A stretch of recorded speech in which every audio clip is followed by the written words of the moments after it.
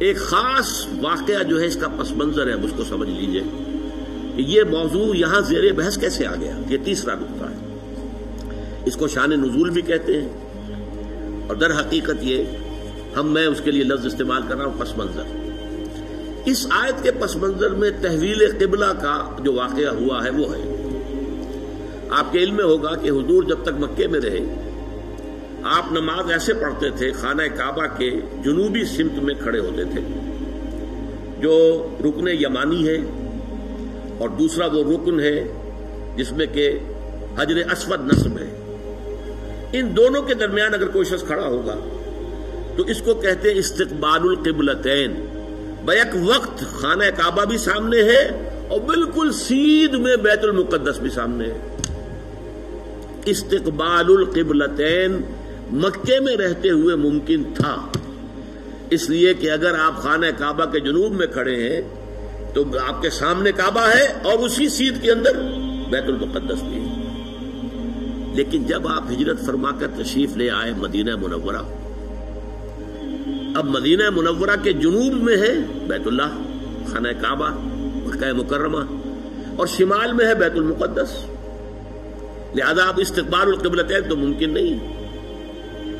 اب یہ ہم نہیں جانتے، نہیں کہہ سکتے کہ آیا یہ کسی وحی خفی کی بنیاد پر ہوا، اس لیے قرآن میں کوئی وحی جلی موجود نہیں ہے، یا یہ حضور کا اپنا اجتہاد تھا جس سے کہ اللہ تعالیٰ نے پھر ریکگنائز کر لیا، اس کو منظور کر لیا۔ لیکن حضور نے مدینے جا کر نماز پڑھنی شروع کی بیت المقدس کی طرف رخ کر کے، شمال کی طرف، اور خانہ کعبہ پشت پر ہے۔ یہ چیز شاخ گزر رہی تھی ان لوگوں کو جو مکے سے چل کر آئے تھے، جتنی محبت انہیں خانہ کعبہ سے تھی اس کا ہم اندازہ نہیں کر سکتے۔ خود حضور جب روانہ ہوئے تھے مکے سے ہجرت کے لیے تو آپ خانہ کعبہ کے پردے پکڑ کر چمٹ کر آپ نے کہا تھا کہ اے کعبہ تجھے معلوم ہے، اے بیت اللہ تو جانتا ہے مجھے تجھ سے کتنی محبت ہے، لیکن یہاں کے لوگ مجھے یہاں نہیں رہنے دے رہے، میں یہاں سے جانے پر مجبور ہوں، کہ تجھ سے ہجرت کر کے جا رہا ہوں۔ اس حوالے سے سب کو پسند ہے، لیکن یہ کہ نماز پڑھ رہے ہیں خانہ کعبہ کی بجائے بیت المقدس کی طرف رخ کر کے۔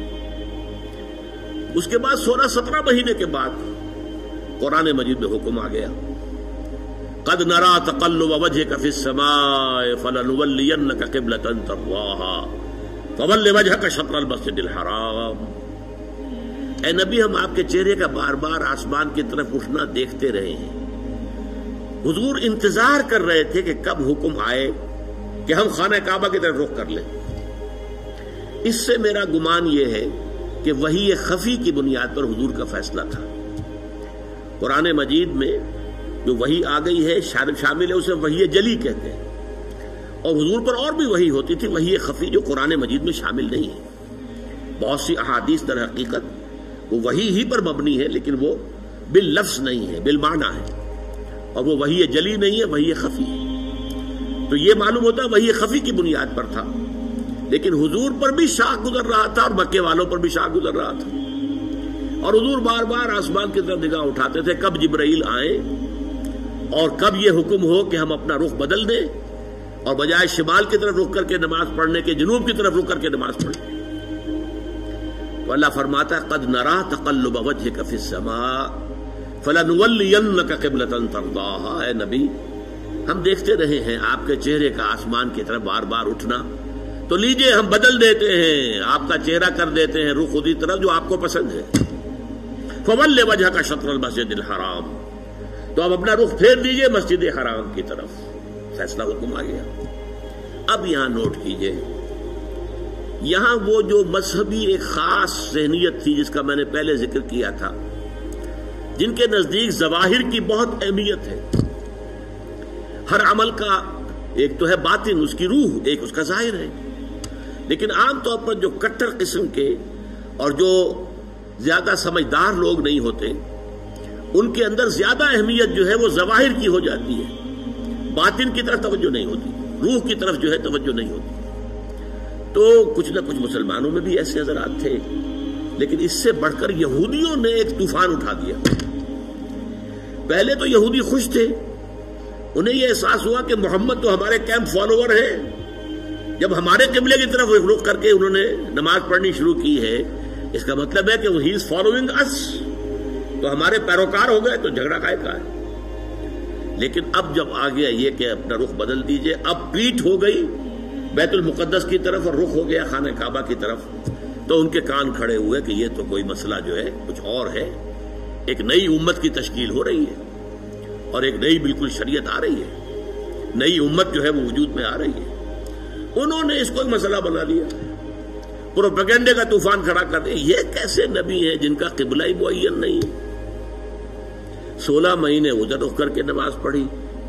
اگر ادھر کا قبلہ تھا تو وہ غلط تھا، تو 16 مہینے کی نمازیں زیرو ہو گئی. اور اگر وہی صحیح قبلہ تھا تو اب جو نمازیں پڑھ رہے ہیں وہ زیرو ہو گئی. قبلہ تو اپنی جگہ سے نہیں ہل سکتا، قبلہ تو ایک ہی ہوتا ہے. ان کا قبلہ ہی معین نہیں ہے. 16 مہینے ادھر رخ کر کے نماز پڑھی، اب ادھر رخ کر لیا. اور جیسا کہ میں نے عرض کیا، مسلمانوں میں بھی ایسے سادہ لوگ، سادہ مزاج لوگ تھے، وہ ان کے اس پروپیگنڈے سے بہت متاثر ہوئے. لہذا ایک خلش، ایک بے چینی، اگرچہ ظاہر بات ہے کہ حضور نے وحی سنائی ہے، اللہ کا حکم آیا ہے فَوَلِّ وَجْهَكَ شَطْرَ الْمَسْجِدِ الْحَرَامِ وَحَيْثُ مَا كُنتُمْ فَوَلُّوا وُجُوهَكُمْ شَطْرَهُ. نہ صرف یہ کہ اب فوراً اپنا رخ جو ہے مسجد حرام کی طرف کر دو، چنانچہ آپ کے علم میں ہوگا جو لوگ وہاں گئے ہیں، وہاں مدینے میں ایک مسجد ہے مسجد القبلتین.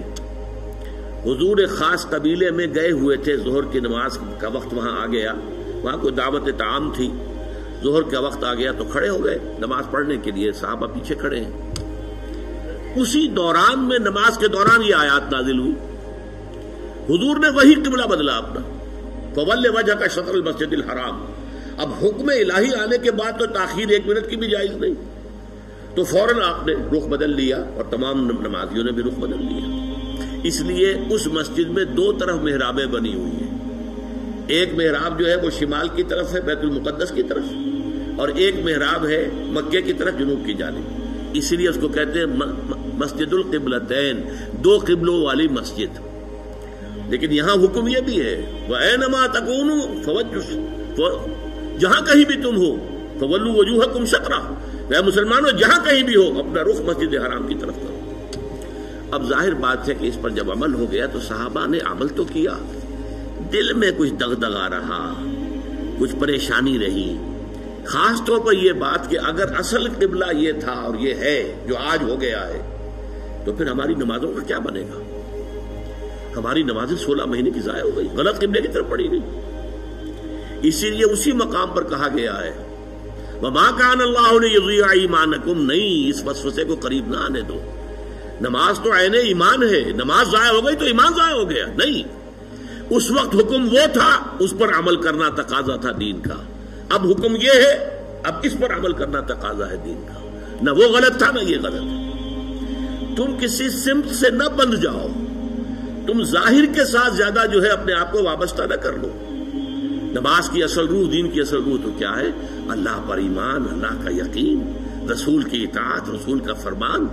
پہلے وہ تھا تو اللہ تعالیٰ نے مکے والوں کا امتحان لے لیا تھا کہ آیا وہ اپنی آبائی، اس لیے کہ مکہ جو ہے اور بیت اللہ جو ہے وہ تو ان کا سمجھیے کہ قومی شعار کے درجے کے اندر رکھنے والی چیز تھی، قومی شعائر میں سے. اب اس کی طرف پشت کرنا سب پر بھاری گزرا. لیکن یہ کہ وہ رسول کے ساتھیوں کے پورے بندھے ہوئے تھے، تو جو حکم رسول کا وہ انہوں نے قبول کیا. اور اب ان لوگوں کے لیے امتحان آ گیا جو مدینے میں رہتے تھے اور یہود کے زیر اثر تھے، اور اس کی وجہ سے بیت المقدس کا مقام ان کی نگاہوں میں بہت اونچا تھا. اب اس کی طرف پیٹ کرنی پڑ رہی ہے. تو ان کے ایمان کا جو ہے وہ اللہ تعالیٰ نے امتحان لے لیا، اور تمام صحابہ جو ہیں دونوں امتحانوں میں ثابت قدم اور کامیاب ہوئے. اب لیکن اس خلش کو مٹانے کے لیے اب دیکھیے عجیب ہے یہ بات. یہ مسئلہ آج ہمیں معلوم ہوتا ہے کہ بڑا ہی چھوٹا سا مسئلہ ہے. جب یہ مسئلہ آیا تھا تو یہ چھوٹا نہیں تھا، بہت بڑا مسئلہ تھا، بہت بڑا مسئلہ تھا. خاص طور پر وہ جو ایک ذہنیت ہے کہ جو دین کے اعمال ہیں ان کی روح کی بجائے ساری نگاہ جو ہے وہ اس کے ظاہر سے وابستہ ہو جاتی ہے، اس کے لیے یہ معاملہ بہت کٹھن تھا. یہی وجہ ہے اس قرآن مجید میں آپ کے علم میں ہوگا پورے 2 رکوع ہے تحویل قبلہ کے اوپر. حالانکہ آج ہمارے نزدیک کوئی بڑا مسئلہ نہیں تھا، لیکن یہ کہ وہاں اس وقت ڈی فیکٹو جو اس وقت کی سچویشن تھی اس میں اس کی اتنی اہمیت تھی، دلوں پہ جو کیفیت گزر رہی تھی اس کا جو ہے صحیح طور سے اس کا علاج اور اس کا معالجہ اور مداوع ضروری تھا۔ 2 رکوع جو ہے، رکوع 17واں اور 18واں، دوسرے پارہ سیقول کے پہلے 2 رکوع خاص اسی پر ہے، جس تکرار کے ساتھ فولوا وجوہکم شطرہ، فولوا وجوہکم شطرہ، اس سے 2 رکوع پہلے ایک بات کہی گئی، یہ آپ کو ملے گا 14ویں رکوع کے اندر، وَلِلَّهِ الْمَشْرِقُ وَالْمَغْرِبُ فَأَيْنَمَا تُوَلُّوا فَثَمَّ وَجْهُ اللَّهِ۔ دیکھو لوگوں، مشرق اور مغرب سب اللہ کے ہیں، تم جدھر بھی رخ کرتے ہو وہ اللہ کا رخ ہے۔ اللہ کسی رخ میں محدود نہیں ہے۔ کیا مغرب صرف اللہ کا رخ ہے؟ مشرق نہیں ہے؟ آج آپ کو معلوم ہے کہ ہم پڑھتے ہیں مغرب کی طرف، اور امریکہ والے یا افریقہ والے وہ مشرق کی طرف نماز رخ کرتے پڑھتے ہیں۔ تو مشرق و مغرب سے کوئی فرق واقع نہیں ہوتا۔ اور دوسرے یہ کہ کوئی قبلے کی سمت معین کر دینا، اس کا مطلب یہ نہیں اللہ اس سمت میں محدود ہے، بلکہ یہ تو تمہاری ہم آہنگی کے لیے، یکسانی کے لیے، یک رنگی کے لیے۔ ایسا نہ ہو کہ اب آپ کھڑے تو کسی کا رخ ادھر ہے، کسی کا رخ ادھر ہے، کسی کا ادھر ہے، کسی کا ادھر ہے، یہ نہیں، سب ایک رخ میں کھڑے ہوئے ہوں، صفیں بندھی ہوئی ہوں، دیکھنے والا جو ہے کوئی شخص اگر آ جائے اچانک وہ بھی اس سے متاثر ہوتا ہے۔ ایک فرانسیسی سیاح صرف اس منظر کو دیکھ کر ایمان لے آیا تھا۔ وہ آیا تھا مصر سیاحت کے لیے، اور وہ جو بہت بڑا وہاں کا دارالعلوم ہے جامع الازہر، اس کی جو جامع مسجد ہے، اس کے وہ مینار پر چڑھ گیا، عصر کا وقت تھا، مینار کے اوپر سے اس نے منظر دیکھا، صحن میں عصر کی جماعت ہو رہی تھی۔ اب ایک امام کے پیچھے کھڑے ہیں، سیدھی سیدھی صفیں بندھی ہوئی ہیں، ایک امام کا کوشن ہے اور وہ جھک رہے ہیں، اور اسی طرف سے کوشن آئی ہے وہ کھڑے ہو گئے ہیں۔ یہ منظر ایسا اس کے دل کے اوپر اس نے اثر کیا، وہ ایمان لے آیا کہ جس مذہب کی عبادت اتنی منظم، اس کے اندر یہ رنگ ہے، گویا کہ ملٹری پریڈ ہو رہی ہے، اس طرح کا انداز عبادت کا، ایک تو کلیکٹیو، انفرادی نہیں، اجتماعی، اجتماعیت کی اہمیت، اور پھر اس کے اندر وہ رنگ اور یکسانی، ہم رنگی دیکھ کر، تو اس طریقے سے تمہارے اندر یک رنگی پیدا کرنے کے لیے ایک رخ معین کر دیا۔ اس کا یہ مطلب نہیں اللہ اسی رخ میں ہے، للہ المشرق والمغرب، مشرق و مغرب سب اللہ کے لیے ہے، فَأَيْنَمَا تُوَلُّوا فَثَمَّ وَجْهُ اللَّهِ، جدھر بھی تم رخ کرو اللہ کا رخ ہے، شمال بھی اللہ کا، جنوب بھی اللہ کا، مشرق بھی اللہ کا، مغرب بھی اللہ کا۔ اللہ تعالیٰ کسی رخ میں جو ہے محدود نہیں ہے، اس کو خوب کہا ہے غالب نے، ہے پرے سرحد ادراک سے اپنا مسجود۔ قبلے کو اہل نظر قبلہ نما کہتے ہیں، یعنی ہم جسے سجدہ کر رہے ہیں کعبے کو سجدہ نہیں کرتے ہم، چاہے وہ لوگ جو مسجد حرام میں کھڑے ہو کر وہ وہاں پر صفیں باندھے ہوئے کعبے کے گرد کھڑے ہوئے ہیں، مسجود کعبہ نہیں ہے، معاذ اللہ، مسجود صرف اللہ ہے۔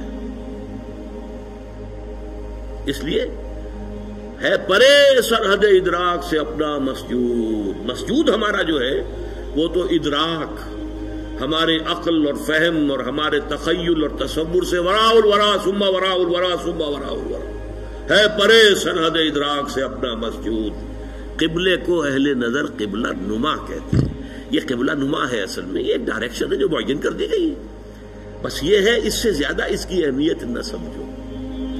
یہ بات کہہ کر پھر 2 رکوعوں کے بعد وہ پورے 2 رکوع آئے جس میں کہ یہ حکم تحویل قبلہ کا حکم آ گیا۔ سَيَقُولُ السُّفَهَاءُ مَا وَلَّاهُمْ مَنْ قِبْلَتِهِمُ الَّتِي كَانُوا عَلَيْهَا، اب عنقریب بہت سے ناسمجھ لوگ کہیں گے کس شے نے ان کا رخ پھیر دیا اس قبلے سے جس پر یہ رہے ہیں 16 مہینے۔ قُلْ لِلَّهِ الْمَشْرِقُ وَالْمَغْرِبُ، کہہ دیجئے اللہ کے ہیں مشرق اور مغرب سب کے سب، تمام ڈائریکشنز، تمام سمتیں اللہ کی۔ اب دیکھیے اس کے بعد 2 رکوع میں تحویل قبلہ کے احکام لانے کے بعد پھر 2 رکوعوں کے بعد 19-20 نکال دیجئے، پھر 21ویں رکوع کی یہ پہلی آیت ہے۔ گویا کہ یوں سمجھیے کہ یہ جیسے میرا دھڑ ہے، 2 رکوع 17-18 یہ تو میرے دھڑ کے مانند ہے کہ 2 رکوع مکمل ہے تحویل قبلہ کے حکم پر، لیکن 2 رکوع پہلے بھی ایک آیت آ گئی، للہ المشرق والمغرب فَأَيْنَمَا تُوَلُّوا فَثَمَّ وَجْهُ اللَّهِ۔ اس کے بعد بھی اگر کوئی خلش رہ گئی، کوئی دل کے اندر جو بے اطمینانی رہ گئی، ہوں گے کچھ لوگ، اب اس کے لیے آخری جس کو کہیں گے موپنگ اپ آپریشن، 2 رکوعوں کے بعد لیس البر ان تولوا وجوہکم قبل المشرق والمغرب، نیکی یہی نہیں ہے کہ تم اپنے چہرے مشرق و مغرب کی